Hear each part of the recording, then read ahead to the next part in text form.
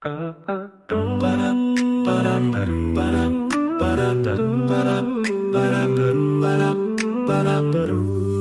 there everyone, welcome back to my channel. If you have seen my recent manga haul, I've got a lot of volume 1s. Some of the series I got are newer ones and others I've been eyeing for a while.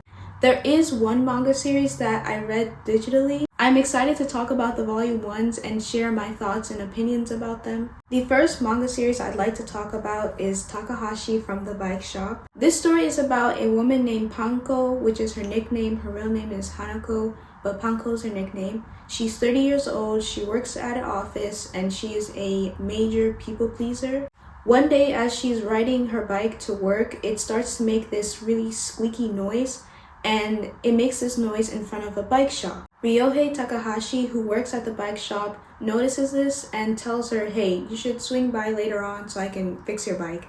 And the story starts from there. This story to me was so damn cute. I love how considerate Takahashi is of Panko. Takahashi is such a cool and handsome man. This guy, he is so cool. There's a lot of characters within the story that have a country accent, and it was very cool to see that. It was a bit hard for me to read at first because I'm like, wait, are they? Oh, they have like a country accent. I really enjoyed that, especially with Takahashi. Like, it was just it's so cute, and I just love how like cool he is, and he's just so straightforward, and like he's not afraid to express himself and say what's on his mind. Whereas Panko's very shy, very timid, and she'll do things for other people even if it's to her own detriment, even if it means that she doesn't get to do what she wants. And it starts to really get to her. It's just so nice to see her and Takahashi interact with each other. It's just so cute, and it warms my heart, especially Takahashi, just his straightforwardness with her. I really enjoyed reading this so much. I feel like I could relate to Panko when it comes to people pleasing. Another thing that I liked about this story is that it shed light on feeling behind in life. You can see it with Panko, and there's a part in the story where she's sort of comparing herself to other people and wondering if she's like in the right place and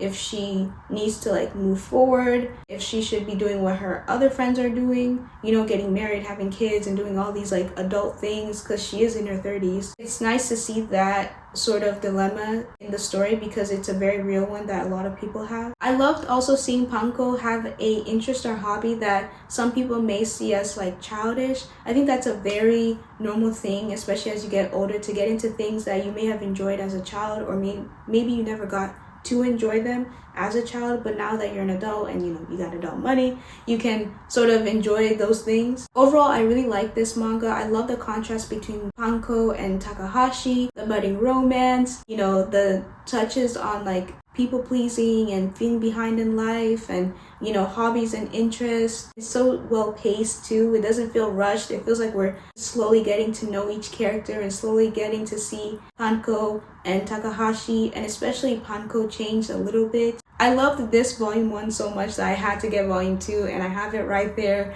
on my dresser, and I can't wait to read it. It is another age gap too. I think Takahashi is like 26. I gave this a 5 out of 5 stars. Number 2 is the one I read digitally, and that is Gap Papa Daddy at Work and at Home. This story is about a guy who at work seems very cold and distant with everyone else.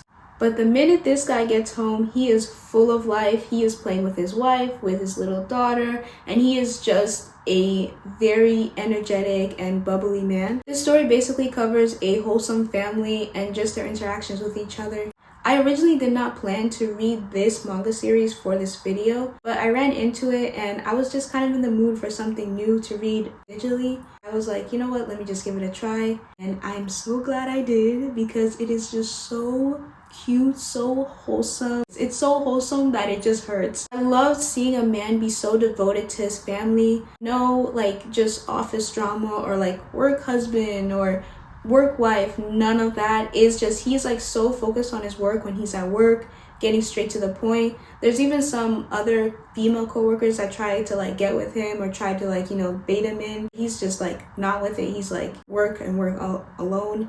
But when he gets home, he is just so in love with his wife, so in love with his daughter, so involved like with both of them. He gives his wife love and attention. His daughter, he plays with her, entertains her shenanigans. This manga shows such a healthy family dynamic. I mean, you see Mama and Papa. I don't think they really have names, just Mama and Papa. Mama and Papa have such a healthy communication with each other. Even when they're feeling shy, they still voice out how they're feeling or their needs. The mangaka also did a really great job at portraying how children are. You also see healthy parenting within this manga. You see them listening to the child, but also setting boundaries with the child, again playing with her, and just being active parents and just showing her so much love. There's so much more that happens, and there is a bit of the story that dives into other characters. I don't want to spoil it for anybody. So this one I progressed on way farther than volume 1. After volume 1, I was like, I cannot leave it here. I read volume 2, volume 3, and now I'm at volume 4. It's just a great manga if you just want something that is lighthearted, that is just refreshing, that is just wholesome. It's one of the most cutest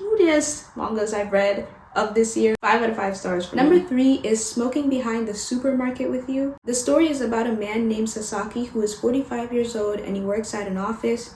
He gets so tired and exhausted with his corporate job. The only thing that really brightens his day up is when he sees the supermarket cashier, Yamada, smile. One day, Yamada is not at the cashier that she usually is stationed at, and so he goes off, but then he runs into this other woman named Tayama, and she's smoking behind the supermarket. She notices that he has a lighter and she's like, hey, like, come over, I need the lighter, you're smoking, I'm smoking, we can smoke together. He's like, okay, I guess, sure, that's fine. They smoke together. Little does he know that he actually knows who Tayama is. I thought the story was pretty solid. I like the development of Sasaki and Tayama's friendship. I love Sasaki's personality. He's very polite. He wants to make everyone comfortable and he doesn't want to do things that may be like misunderstood. This next point is really on me because it's literally in the title, Smoking Behind the Supermarket with You. But I didn't realize how much smoking would be like the center of the story. Everything from like Sasaki and Tayama's relationship is like founded on smoking, and there's at one point where it seems like it won't be on the foundation of smoking, like because of something. Then it's like, oh no, actually we're still gonna keep the smokes, and it's like, okay, that's cool. I think I would have liked the story a lot if it wasn't centered around smoking. And again, this is on me because it's literally in the title. I thought it would be like a casual thing, like, okay, yeah, like they smoke, but like I thought the story would develop further, like a bit more beyond the smoking. And it sort of does, but not really. And because this is volume 1, maybe it does in later volumes. For me, volume 1 was pretty hard to get through because it was just too much smoking for me, and I'm like, my gosh, somebody's about to get like lung cancer if they don't stop, you know? This one was my least favorite, so I gave it a 3 out of 5 stars. Again, it was really the smoking thing that just put me off. I would also say the pacing too. The pacing was a little bit slow for me. I won't be picking up volume 2 for this one, but at least I know now that this was not Number 4 is You Can't Live All on Your Own. This story is about 4 women who are in their late 20s to early 30s living in Tokyo together. We have Shuko, Shio, Ika, and Masaki.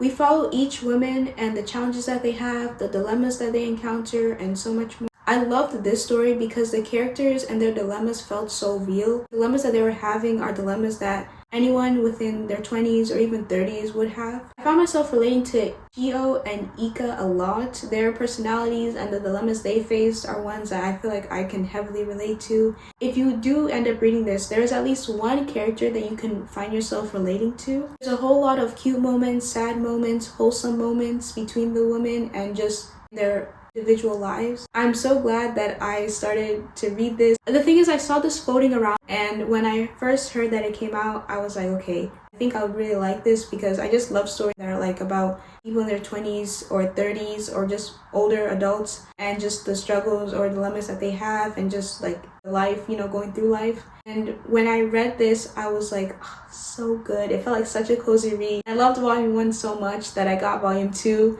I haven't read it yet. I kind of want to wait until like the series is done, then I will read it all. Volume 1 was absolutely amazing to me. I feel like I could really relate to 2 of the characters, and they're going through things that most people in their 20s or 30s would also be going through, and having dilemmas and just facing challenges, whether it's at work, whether it's with romance, figuring out what you want in life, figuring how to balance work and life. There's just so many relatable things within this one volume, and I have no doubt that the series is going to continue on with that and showing just, how everyone's kind of on their different path, and like you kind of have to make a decision based on what you want out of life. So yeah, this was easily a 5 out of 5 star for me. Number 5 is Girl Crush. The story starts off with our main character Tenka Momose, who is an outcast in middle school.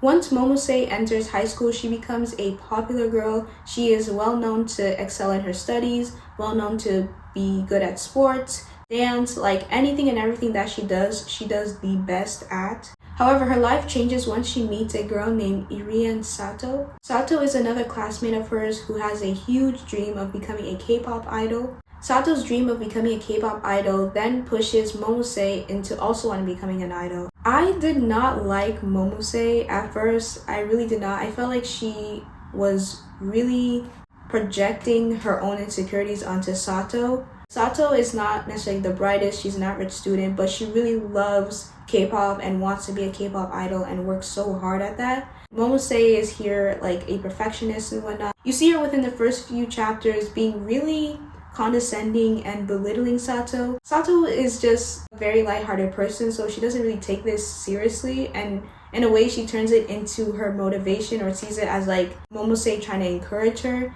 And this also frustrates Momose because she's like, is she not getting it? But Sato is such a positive person that she doesn't necessarily take whatever Momose says as like a criticism, but sees it more as like a way for her to be uplifted. I was really thinking hard about dropping this because of how Momose was acting. It was really getting under my nerves. I'm like, girl, why are you projecting? Like, it's so... And even she recognized it herself that like she's literally projecting onto Sato, and it was like uncalled for. Then my feelings for her sort of changed as I got towards the middle part of the volume, and then especially towards the end. I kind of saw Momose in a different light, but still I'm like, I need to read like volume 2 to see how this really goes down. The ending was really good, and I didn't expect the ending to be as it was, and I'm like, damn, like I actually want to read more, because again, I was really thinking hard about dropping it. I'm like, this main character, like, this is not a main character I want to, like, I can't even root for her. Like, usually, you root for the main character, you're like, dang, like, you got this, or like, you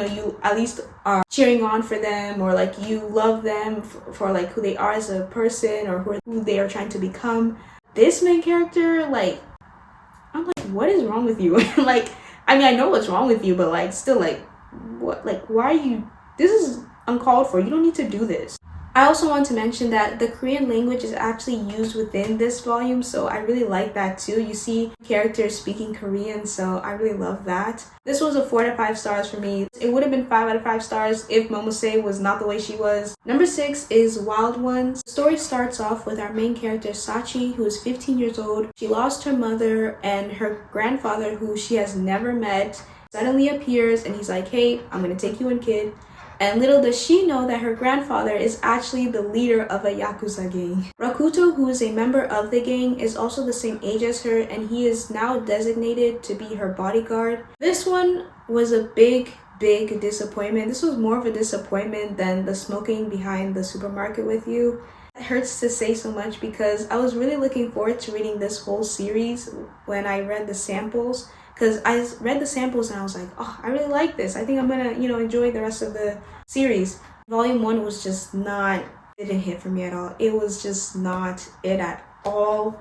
I just felt confused. I felt like the story kind of was like a bit jagged. It felt like I was jumping from one scene to another. I also had a very hard time connecting with the characters, and I could understand their personalities and like the tropes like that the mangaka was trying to like go for, and even the story itself, but I just felt like the execution of it all was just not there for me. Maybe it was also my mood that sort of influenced the way I felt, because I wasn't feeling my greatest when I was reading this. That could have also been a factor. I felt like I was rushing at one point to finish it because I'm like, I cannot. I feel like I'm getting like a literal headache from reading this. I ended up rating this a 3 out of 5 stars. Number 7, and the last one, and in my opinion, the best one too, in the name of the mermaid princess. This story is about Princess Mio, who is arranged to marry Prince Chika of another kingdom. They have never met each other and he does not know her secret, and that is that she is a mermaid. But the thing is, her kingdom, and I think other kingdoms too, do not tolerate any sort of unhuman at all. So people who are just not human or who have any like weird or mystical sort of powers. And she's the princess, so she has been kept away from her people, and her people don't know that she isn't human. Only her father and a maid and then one, I think, guard know that the princess is not a human. A boy named Yuri is sent from Prince Chika's kingdom to teach Princess Mio about the kingdom, their history, and everything else. Little does Princess Mio know that Yuri also has a secret. This manga, first volume, absolutely loved it. This one felt like, and I don't know why, but it just reminded me of Fishman Island from One Piece, like the whole arc. I don't know, that's what it was giving. It was giving Fishman Island arc, One Piece. Another thing that I loved about this first volume is that it shows the unjust treatment towards unhumans. It felt so real, and the saddest part is that like it is a real thing. Like throughout history and even currently, like in this day and age, you just see groups of people, different groups of people being treated so poorly based on who they are and where they come from and just the way they look or for whatever other reasons. There's an extra story at the end of this first volume which I also loved so much, like, and the art too, like it is just so cute. The art, I hope I could see, but yeah, it is just so cute. Even the way it's written, like I love the dialogue between the characters, I love the intensity. I thoroughly enjoyed reading this story, and I'm so glad that the final volume has already come out. I think it ends at 7. For sure, you can bet, for sure, I'm picking up the rest of it. 5 out of 5 stars. I had a lot of fun trying out new series, older series. I feel like by reading these different manga series, it really helped me understand the types of mangas I would like to read moving forward. I want to do more of these videos of first impression because it was really fun to do this, just to read volume 1 of this and that. If you have read any of the mangas I've mentioned in this video, please let me know your thoughts in the comment section below, and I'll see you next time. Bye bye.